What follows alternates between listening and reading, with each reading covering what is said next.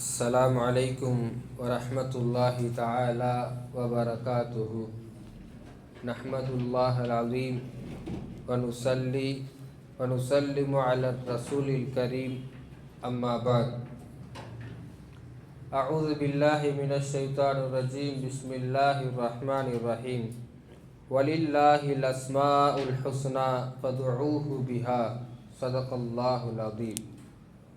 وقال رسول الله صلى الله عليه وسلم: إن لله 99 اسما 100 إلا واحدا من أحصاها دخل الجنة أو كما قال عليه الصلاة والسلام. அல்லாஹ்வின் பேரருளினால் 9 தராஹ்வியை நாம் நிறைவு செய்திருக்கிறோம். அல்ஹம்துலில்லாஹ். இன்றைக்கு ஓதப்பட்ட வசனங்களிலே ஒரு முக்கியமான ஒரு வசனம் சூரத்துல் அராஃபிலே அல்லாஹு தாலா கூறுகிறான், வலில்லாஹில் அஸ்மாஉல் ஹுஸ்னா ஃபதுஊஹு பிஹா. அல்லாஹ்விற்கு அழகிய பெயர்கள் இருக்கிறது, அதை வைத்து அவனை அழையுங்கள். அல்லாஹ்வுக்கு என்ற அஸ்மாஉல் ஹுஸ்னா இருக்கிறது, அழகிய பெயர்கள், அந்த பெயரை வைத்து அவனை கூப்பிடுங்கள், அழையுங்கள் என்று அல்லாஹு தாலா கூறுகிறான். இந்த ஆயத்தை சற்று நாம் விளக்கமாக பார்க்கும் பொழுது, வலில்லாஹில் அஸ்மாஉல் ஹுஸ்னா, அல்லாஹ்விற்கு மட்டும்தான் அழகிய பெயர்கள் இருக்கிறது என்ற இன்னொரு செய்தியும் இதில் இருக்கிறது. எத்தனையோ பெயர்கள் இருந்தாலும் அல்லாஹுடைய பெயர்கள் தான் இந்த உலகத்திலேயே சிறந்த பெயர் என்று இருக்கிறது. அல்லாஹு தஆலா திருக்குர்ஆனிலே இந்த பெயர்களை எல்லாம் பல்வேறு இடங்களில் சொல்கிறான். பெயர் இருக்கக்கூடிய பொறுப்பை அவனே வைத்து கொண்டான். அல்லாஹ்வுக்கான பெயரை நம்ம வைக்கல, அவனே திருக்குர்ஆனில் பல்வேறு இடங்களில் சொல்கிறான். அவனை ரஹ்மான் என்று சொல்கிறான், ரஹீம் என்று சொல்கிறான், ரஸாக் என்று சொல்கிறான், கஃபார் என்று சொல்கிறான். குல் இதுல்லாஹ அபிதுர் ரஹ்மான், நீங்கள் அல்லாஹ்வை அல்லாஹ் என்று அழையுங்கள் அல்லது ரஹ்மான் என்று அழையுங்கள். ஃபஅய்யம்மா ததுஉ ஃபலஹுல் அஸ்மாஉல் ஹுஸ்னா, நீங்கள் எப்படி அழைத்தாலும் அவனுக்கு அழகிய பெயர்கள் இருக்கிறது. இப்படி பல்வேறு வசனங்களில் அல்லாஹு தஆலா அஸ்மாஉல் ஹுஸ்னாவை குறித்து கூறுகிறான். அஸ்மாஉல் ஹுஸ்னாவை பற்றி பேசும் பொழுது, அஸ்மாஉல் ஹுஸ்னா அதை ஓதி துஆ கேட்டால் துஆ கபூலாகும். அஸ்மாஉல் ஹுஸ்னா ஓதி பாவ மன்னிப்பு கேட்டால் பாவத்தை அல்லாஹ் மன்னிப்பான். அப்பேற்பட்ட சிறப்புக்குரிய பெயர்களாக அல்லாஹு தாலா இந்த அஸ்மாஉல் ஹுஸ்னாவை வைத்திருக்கிறான்.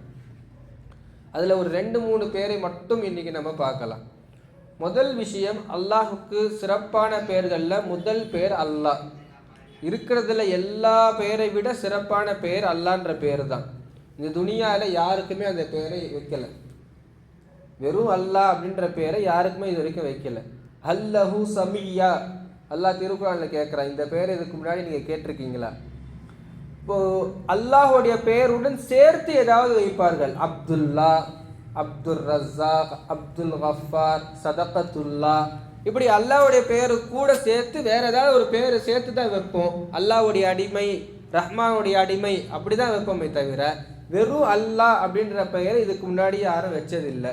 அந்த பெயர் உலகத்தில் யாருக்கும் வைக்க முடியாது. அப்பேற்பட்ட மிகப்பெரிய ஒரு பாக்கியத்திற்குரிய பரக்கத்து நிறைந்த பெயர் என்றால் அது அல்லாஹ். உலகத்தில் சிறந்த பெயர்களில் ஒன்றும் அல்லாஹ். அதே மாதிரி உலகத்தில் சிறந்த பெயர்களில் மனிதர்களுக்கு வைக்கக்கூடிய பெயர்களில் ரசூல் ஸல்லல்லாஹு அலைஹி வஸல்லம் சொன்ன பேர் 2. ஒன்று அப்துல்லா, இன்னொன்று அப்துர் ரஹ்மான். இந்த 2 பேரும் அல்லாஹுடைய பெயருடன் சேர்த்து இணைக்கப்படுகிறது. இந்த பெயரை கொண்டு தான் நம்முடைய கலிமா இருக்கிறது. இந்த பெயரை வைத்து தான் நம்முடைய விக்ருகள் இருக்கிறது. லா இலாஹா இல்லல்லா தான் சொல்லணும். லா இலாஹா இல்லல்லா முஹம்மது ரசூலுல்லாஹ். இப்போ இந்த இடத்துல மற்ற பெயரும் அல்லாஹ்வுடைய பெயர் தான். ரஹ்மான் அல்லாஹ் பெயர் தான், ரஹீம் அல்லாஹ்வுடைய பெயர் தான். ஆனால் லா இலாஹா இல்ல ரஹ்மான் சொல்லக்கூடாது. விக்ரா செய்யலாம்.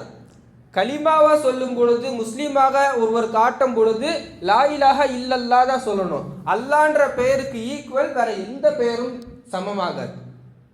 விக்ரு செய்யும் பொழுதும் அல்லாஹு அக்பர், சுபஹான் அல்லாஹ், அல்ஹம்துலில்லாஹ், இந்த மாதிரி வரும் பொழுது எல்லாமே அல்லாஹ்வுடைய பெயருடன் சேர்த்து தான் இருக்கிறது. எனவே உலகத்திலேயே மிக சிறந்த பெயர்களில் வரிசையில் முதலில் அல்லாஹ் என்ற பெயர் இருக்கிறது. 2வது, அல்லாஹ் குர்ஆனில் சொல்வது போன்று என்னை அல்லாஹ் என்று அழையுங்கள் அல்லது ரஹ்மான் என்று அழையுங்கள். ரஹ்மான் அல்லாஹ்வுக்கு ரொம்ப பிடிச்சமான பேர். ரஹ்மான் ரஹ்மான் என்றால் மிக கிருபையாளவன். அல்லாஹ் ரொம்ப கருணையாளன், கிருபையாளன் என்று பொருள்.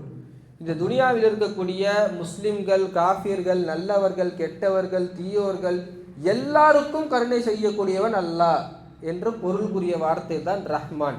அல்லாஹ்வுக்கு ரொம்ப பிடிச்சமான வார்த்தை. அதனால தான் அல்லான்ற வார்த்தைக்கு அடுத்து பவர்ஃபுல்லான வார்த்தை வந்து ரஹ்மான். பிஸ்மில்லாஹிர் ரஹ்மானிர் ரஹீம் அப்படின்றதுல அல்லாஹ்வுடைய பேருக்கு அடுத்து வரக்கூடியது ரஹ்மான்ன்ற வார்த்தை. உதைபியா உடன்படிக்கையின் போது ஒரு சஹாபி வந்து பிஸ்மில்லா ரஹ்மானிர் ரஹீம் எழுதும் பொழுது அது என்ன ரஹ்மான் ரஹீம்னு கேட்பாரு. அதுவும் அல்லாஹ்வுடைய பேர், அதை முதல்ல அடிங்க. ஏன்னா உதைபியா உடன்படிக்கை ஒரு பெரிய வரலாறு. அப்போ அதெல்லாம் அடிச்சுட்டு பிஸ்மிக் அல்லாஹும்ம, இறைவனின் பெயரால் அப்படின்னு எழுதுங்கன்னு. ரஹ்மான் என்ற பெயர் அவ்வளோ வேல்யூவான பெயர். அடுத்து மூணாவது ஒரு பெயர் இருக்கிறது ரஹீம் என்று. அல்லாஹ், அடுத்து ரஹ்மான், அடுத்து ரஹீம்.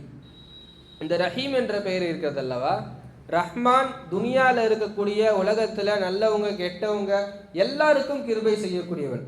துனியாவில் இருக்கும் பொழுது நம்ம பார்க்கலாம், முஸ்லீம்களும் இருக்கிறோம், காஃபிர்களும் இருக்கிறோம். முஸ்லீம்கள் கஷ்டப்பட்டு வாழ்கிறோம், ஹலால் ஹராமை பேணி வாழ்கிறோம். சில நேரங்களில் பல துன்பங்களுக்கு உள்ளாக்கப்படுகிறோம். காஃபிர்கள் வட்டி ஹராம் அது இது எல்லாம் இருக்கிறாங்க. ஆனால் அவங்களுக்கும் ரிஸ்க்கு கரெக்டாக போயிட்டு இருக்குது, அவங்களுக்கும் வருமானம் போடுது, அவங்களுக்கும் குடும்ப குட்டி எல்லாம் இருக்குது. இப்போ இதுதான் ரஹ்மான்.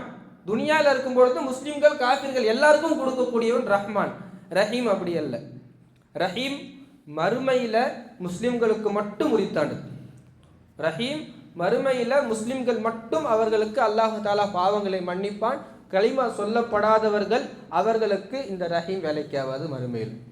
இந்த ரஹீம் என்ற பெயருக்கு ஒரு அழகிய ஒரு நிகழ்ச்சி இருக்குது, ஒரு நல்ல சம்பவம். மூசா அலைஹிஸ்ஸலாம் கிட்ட வந்து ஒரு பெண்மணி வந்து துவா செய்ய சொல்கிறாங்க, எனக்கு குழந்தை பிறக்கணும்னு துவா செய்யுங்க. இப்போ மூசா அலைஹிஸ்ஸலாம் வந்து அல்லாஹ் கிட்ட கேட்குறாங்க. அல்லாஹ் சொல்கிறான், இல்லை அந்த பெண்மணிக்கு விதியில் குழந்தை இல்லைன்னு எழுதிட்டுருக்கு, குழந்தை இல்லைன்னு சொல்லிவிடுங்க. மூசா அலைஹிஸ்ஸலாம் சொல்லிடுறாரு, ஏம்மா உனக்கு குழந்தை இல்லைன்னு இருக்குது, நீ கிளம்புன்னு அனுப்பிச்சி வைக்கிறாங்க. கொஞ்ச நாள் கழிச்சு அந்த அம்மா கையில் குழந்தையோடு வருது. ஒரு மாதிரி ஒரு பார்வை. அந்த பார்வைக்கான அர்த்தம் என்ன? குழந்தை வராதுன்னு சொன்னீங்க, குழந்தை பெற்றுக்கிட்டேன் பார்த்தீங்களான்னு மாதிரி ஒரு மார்க்கமான பார்வையில் அந்த அம்மா பார்க்குறாங்க. உடனே மூசா அலைஹிஸ்ஸலாமுக்கு என்ன சொல்கிறதுன்னு தெரியல. அல்லாஹ் கிட்ட கேட்குறாங்க, யா அல்லாஹ், நான் உங்ககிட்ட கேட்டேன், நீ தான் சொன்ன அந்த பெண்ணுக்கு குழந்தை இல்லைன்னு சொல்லி நீ தான் சொன்ன.